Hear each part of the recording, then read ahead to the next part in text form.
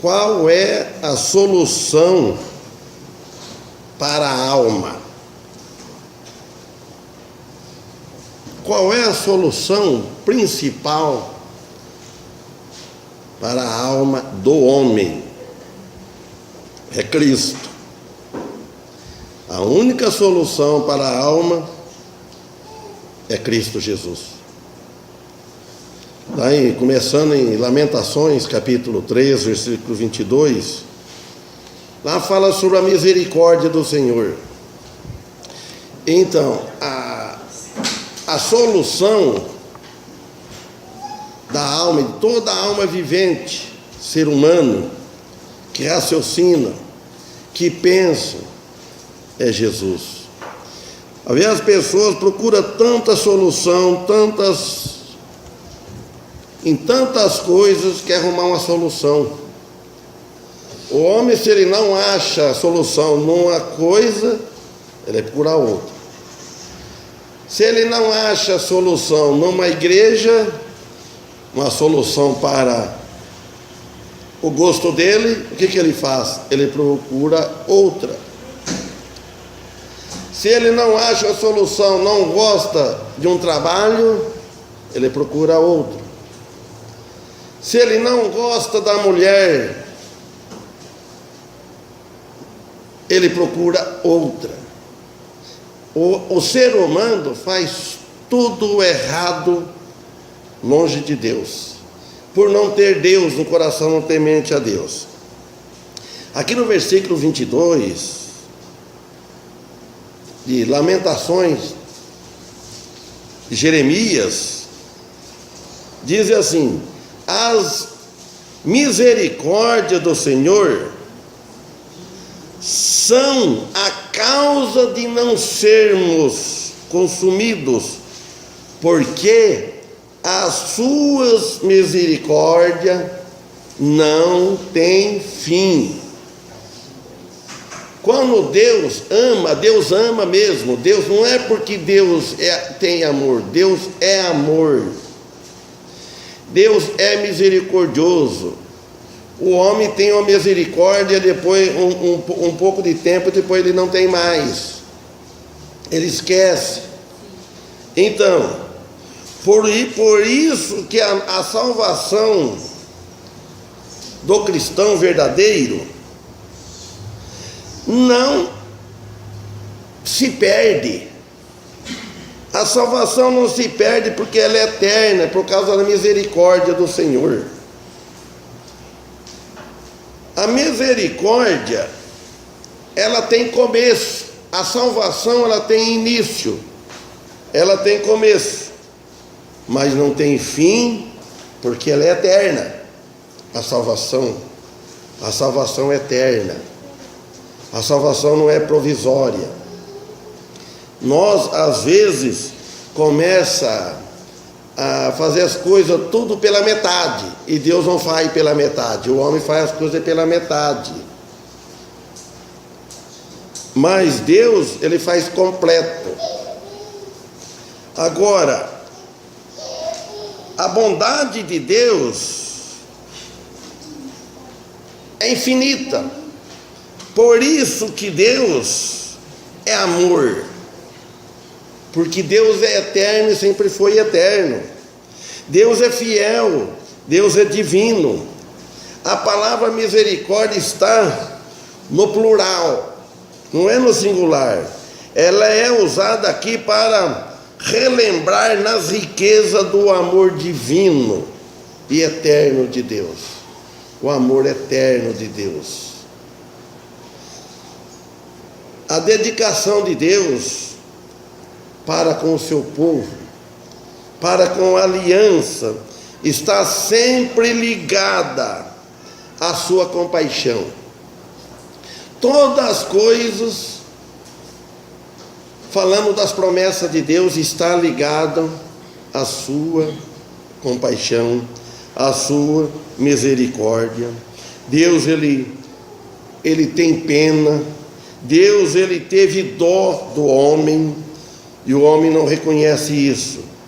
E esse amor de Deus não se esgota, não tem fim. A ira de Deus ela é contra todo o pecado. Deus está irado com todo pecado que existe. Deus não apoia o pecado. Então a ira de Deus contra o seu povo, ele terminou na morte de Cristo. E termina, ele está irado. Mas a ira de Deus sobre nós que aceitamos, terminou na morte de Cristo, porque nós aceitamos Ele um dia.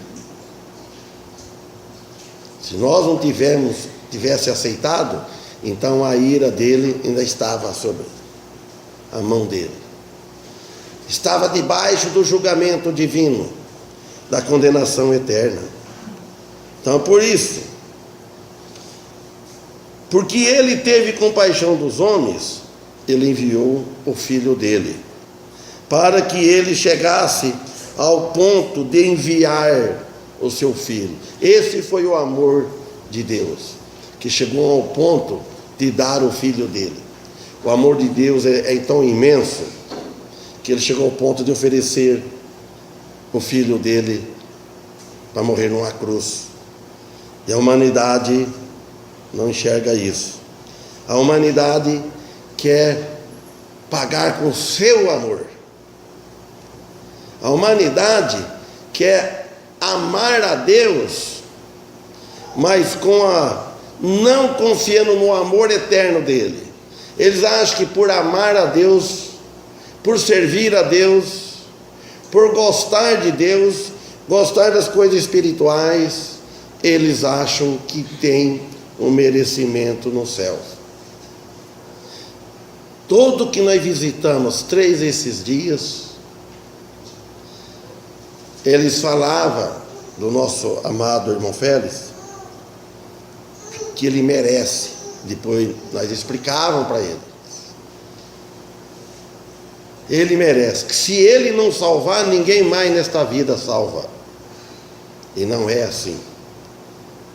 E o ladrão da cruz, foi citado isso também. O que aquele malfeitor da cruz ao lado de Cristo, o que ele merecia, o que ele fez de bom para ouvir aquilo que Jesus disse para ele assim: hoje mesmo estará comigo no paraíso. O que ele fez?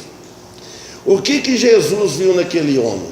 Porque ele creu, ele aceitou. Então o amor de Deus chegou a um ponto dele enviar o seu Filho unigênito em amor ao mundo condenado. Sabe o que é filho unigênito? O filho único. Primogênito é um.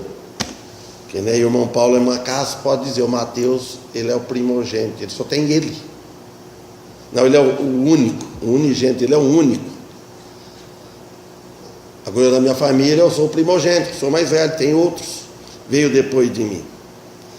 Então esse mundo condenado de que nós estamos vivendo, esse mundo, ele está indo cada vez pior. O mundo que fala ao ser humano que habita neste mundo, cada vez pior. Cada vez nós fica surpreso com uma coisa. Sempre tem algo que nós, seres humanos, fica surpreendido.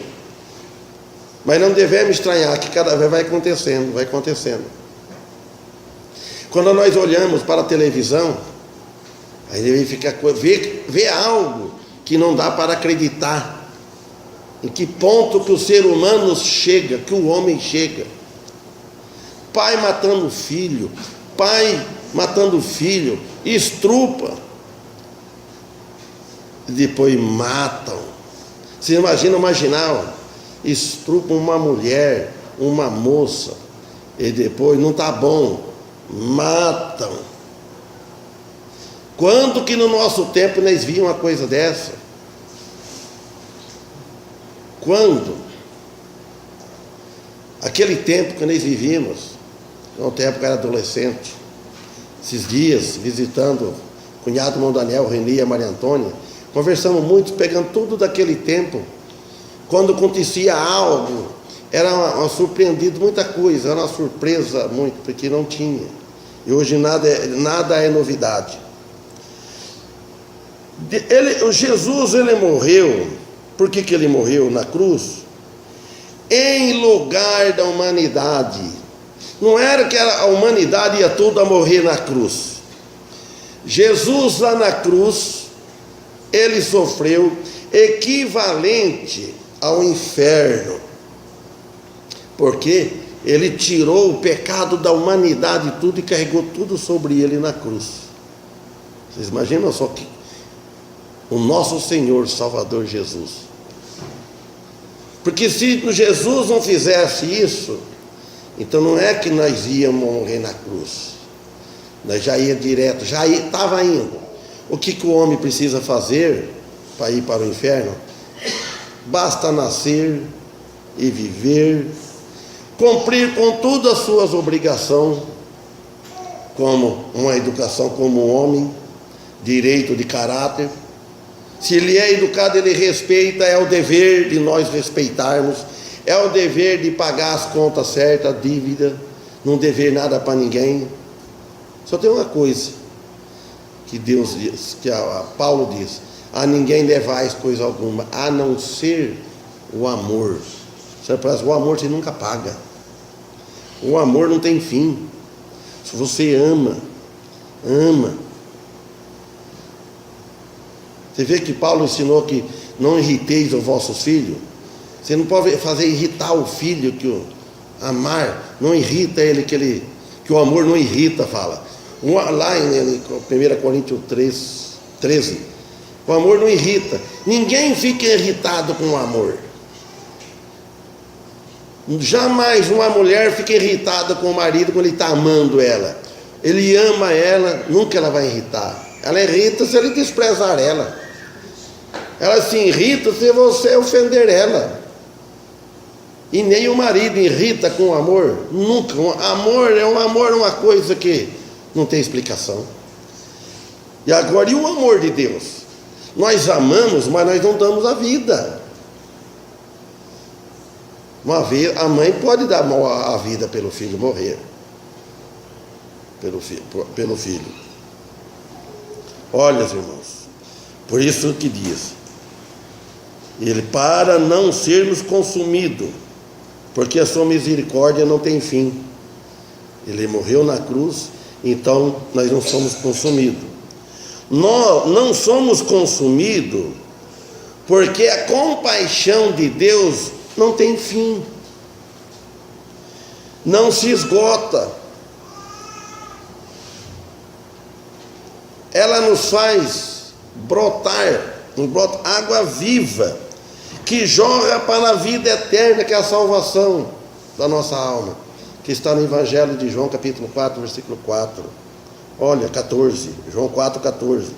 Mas precisa que você receba esta água viva.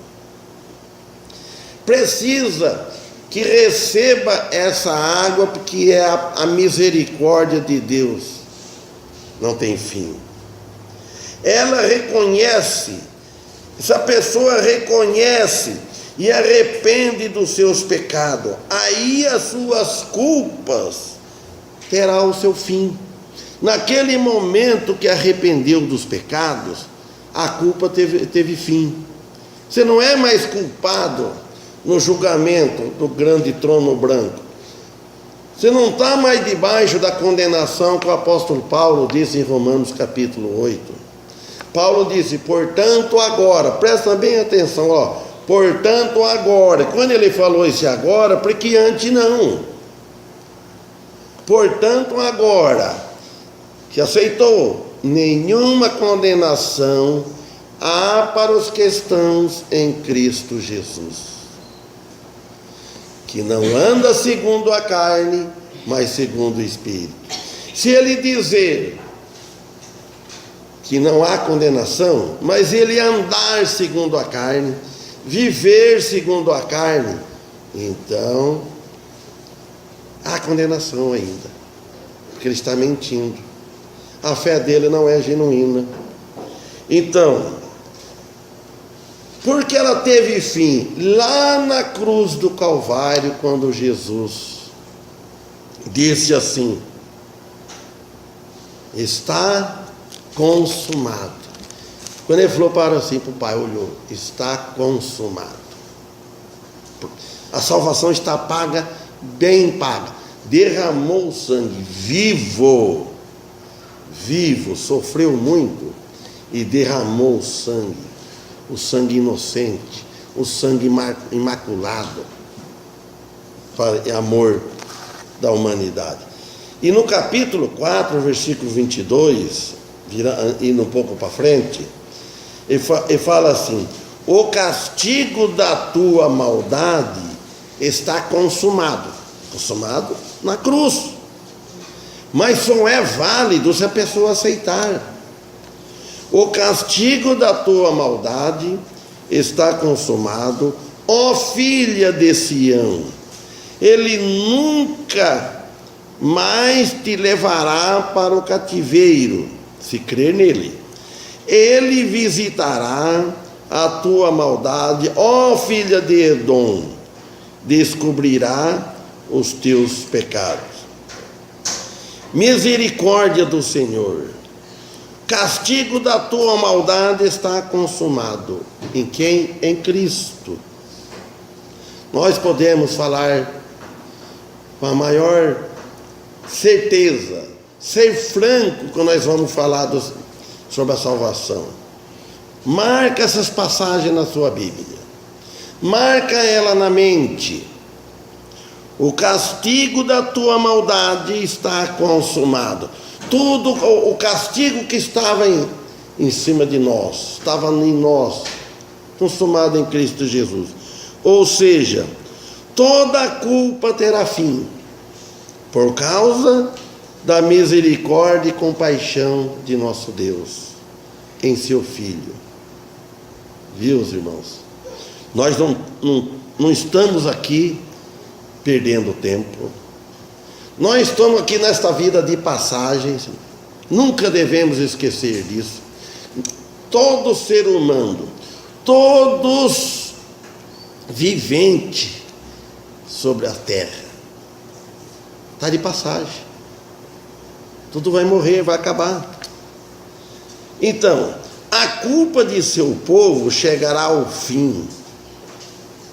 E em contraste com o castigo da tua maldade, vem o perdão de Deus por meio do seu Filho. Então, a culpa do seu povo chegará ao fim. Em contraste com o castigo, a maldade, os pecados, vem o perdão de Deus por meio do seu Filho, quando o momento que se arrepende. É necessário arrependimento. E nós também precisamos de estar arrependendo quase todo momento. Não é arrepender sobre o pecado da condenação, sempre voltando atrás quando nós erramos, sempre procurando nos consertar quando nós erramos. Nunca, jamais, o cristão deve persistir no erro, a não ser que ele não conheça, que ele está ignorante daquilo. Na mente dele ele pensa que ele está certo, que ele não está ofendendo a Deus, é uma coisa. Agora, se ele saber que ele está ofendendo a Deus e fica insistindo, aí você pode ver que vem as provações, e a provação de Deus é doída. Deus vai mexer naquilo que nós não queremos que Ele mexa. Deus vai tirar algo, vai permitir que nós perdemos algo que nós não queremos perder de forma nenhuma. Por quê? Você deve olhar que você está vindo para trás, dando as costas para Deus. Nós devemos servir a Deus sem interesse de nada, com aquele amor, que Deus, Ele é amoroso, Ele cuida dos seus filhos. E quando recebe algo, dá graças a Deus. Fala, eu sou filho de Deus, porque Ele está me mostrando para mim que Ele me ama e está me corrigindo de uma forma que mexa comigo, está mexendo comigo. Como Deus fez com Jó, para provar para o inimigo. Começa tudo de novo. Olha o versículo 23 do capítulo 3. Novas são cada manhã, grande é a tua fidelidade. Olha, interessantes, irmãos, que nós nunca ficamos novos. Nós nascemos, cada dia que passa fica mais velhos, e vai envelhecendo, vai envelhecendo. Eu já cheguei, já passei dos 64 anos, outro já passou dos 70, outro já passou de 80, é assim, vem um atrás do outro. Agora, quando ele fala novas são cada manhã, você nota bem que os dias são desse jeito, Deus não mudou. Chega de manhã, novas, cada manhã é uma novidade, é nova, cedo. O sol antes de nascer começa a clarear, você olha, os pássaros começam a cantar. Quem ensinou os pássaros a cantar? Aquelas horas, 6 horas. Eu fico encabulado, eu fico admirado quando eu escuto aquele pássaro cantar na Torres aí, que nunca existiu aquele pássaro aqui nesse lugar. Ele é novato. Quando eu cheguei aqui, eu escutava o cantado dele, eu ficava, e hoje fico ainda. Quem é que dá a hora para eles? Canta numa altura que todo escuta até lá embaixo. Sai aquele bando. Vão, fica o dia todo fora. Nova cada manhã. Quando chega amanhã, lembra disso, é nova. Chegou a tarde, pronto. É a mesma coisa que nós, quando nós convertemos. E quando nasce também uma criança. E eu já estou na parte da tarde. A minha vida não volta mais amanhã mais. Ou cedo, madrugada, não volta. Ninguém de nós. Por isso que Salomão disse: lembra-te do teu Criador no dia da tua mocidade. Não deixe, não demore. Porque vem os dias que vai escurecer, vai ficar as vistas fracas, vai ficar com as pernas fracas, o corpo, lá tem tudo explicado mais ou menos isso. O amor de Deus fará raiar amanhã da salvação. Chega amanhã, dá glória a Deus, graças a Deus pelo sono que me deste. Graças a Deus pela família que me deste, pelos filhos.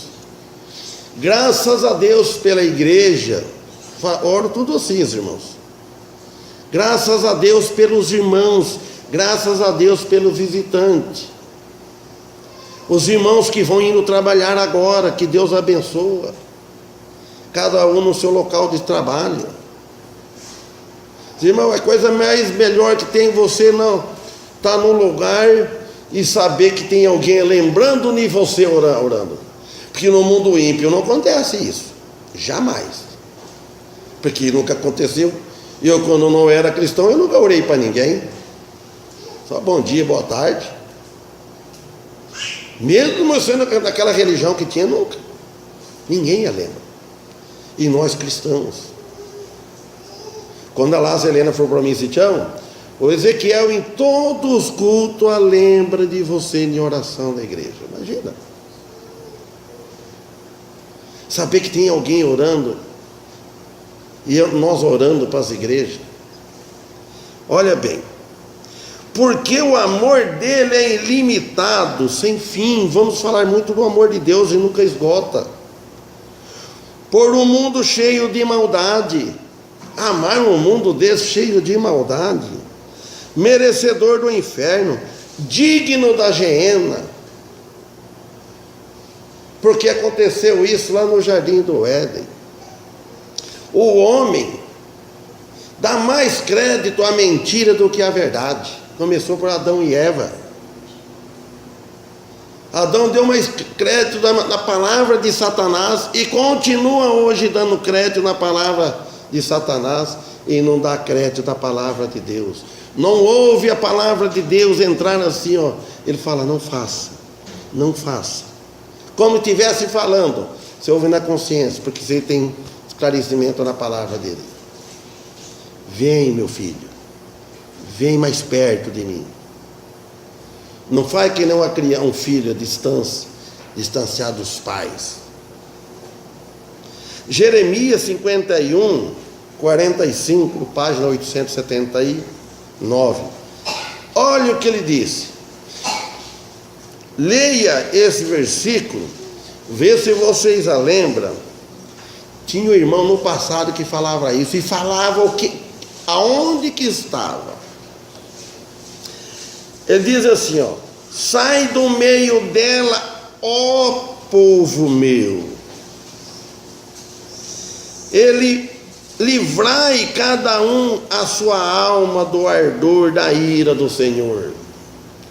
Vocês já lembram quem falava isso? Claro, né, irmãos? O irmão Adelmo. Saia do meio dela, da Babilônia. Povo meu, porque tem o povo dele. E nós, às vezes, nós está num lugar, a ver o cristão está num lugar e fala, saia, povo meu, saia daí. Não é bom. Livrai cada um a sua alma do ardor da ira do Senhor. Agora, Salmos também, número 90, versículo 14. Olha o que o salmista diz: farta-nos de madrugada com a tua benignidade, para que nos regozijemos e nos alegremos todos os nossos dias. Ele falou, farta-nos de madrugada com a tua benignidade. Nos dá a fartura da tua benignidade, porque ela é muita, para que nos regozijemos, ó, regozijar, e nos alegremos todos os nossos dias.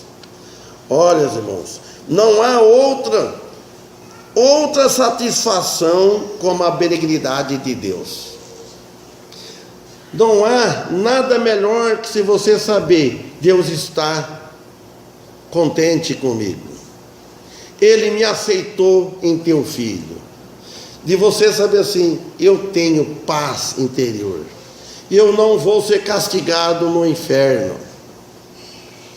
Lembrar que tem um Deus, que nós temos um Deus que nós servimos. Só quando somos recebedores disso, podemos nos alegrar em todos os nossos dias, começando cada manhã, carregando a cruz de Cristo, se é que podemos chamar de cruz. Porque nós falamos, eu estou carregando a cruz de Cristo. Se for pensar bem, eu não podia nem dizer assim. Se podemos chamar isso, esse sofrimento nosso, querer falar a cruz de Cristo. Não, Cristo sofreu muito, muito. Versículo 24. A minha porção, quer dizer, a minha herança, é outra versão, fica mais claro, é o Senhor, diz a minha alma, portanto, esperarei nele. Esperar nele o quê? Pela misericórdia do Senhor. Também em Hebreus, o apóstolo disse lá no capítulo 13, versículo 6: e assim com confiança ousemos dizer. Olha bem, é com confiança. Olha, assim com confiança ousemos dizer: o Senhor é meu ajudador, e não temerei o que me possa fazer o homem. é para falar e viver. Se nós só falarmos, não vivemos, com essa confiança, fazendo que com a confiança nele, temos aquela confiança nele, não há autoridade nem poder mais alto do que isso. Isso está em Salmo 118, verso 6, vamos ler também lá, de novo. Então, o homem não pode fazer nada mais do que Deus permita. Salmo 118, 6. O Senhor está comigo, não temerei o que me pode fazer o homem. Olha bem, irmão, coisinhas simples. Não falou assim: o Senhor está comigo, eu não temerei o homem. Ninguém precisa temer o homem. Os homens são todos iguais. Todo é homem. Aí ele fala: não temerei o que me possa fazer o homem. O homem é capaz de fazer coisa horrível, que nem eu falei aquela hora. Homem para homem é uma coisa, o homem, o que ele pode fazer. Mas ele diz: eu não preciso temer, porque se o homem me matar, ele não mata a alma. Nós temos que temer, diz a Bíblia, não teme, não é para temer aquele que mata o corpo. Temer aquele que mata o corpo e tem o poder de levar a alma para o inferno, mandar a alma para o inferno. Aquele que nós devemos temer. Agora, uma vez que nós damos conta e confiamos que o Senhor está conosco, não vamos temer o que pode fazer o homem, mas nós temos que ter fé e certeza, que aquela confiança no Senhor, que Ele está conosco, que Ele está contente conosco, que Ele está apoiando nós. Agora, se nós estivermos desagradando Ele, mais desagradando do que agradando, aí é complicado. Porque desagradar a Deus é desagrada mesmo. Não precisa ser muita coisa, não. Um pouquinho de perda de paciência já desagradou a Deus. Que Deus, Ele é puro. E qualquer coisa Ele ofende Ele. Deus sempre se põe ao lado dos seus remidos, quando Ele está no controle de todas as coisas de nossas vidas. Se nós deixarmos que Deus controla todas as coisas de nossas vidas, então pode saber que Ele está do nosso lado, mas deixa Ele nos guiar, deixa Ele nos controlar as nossas vidas. Aí a vitória é garantida.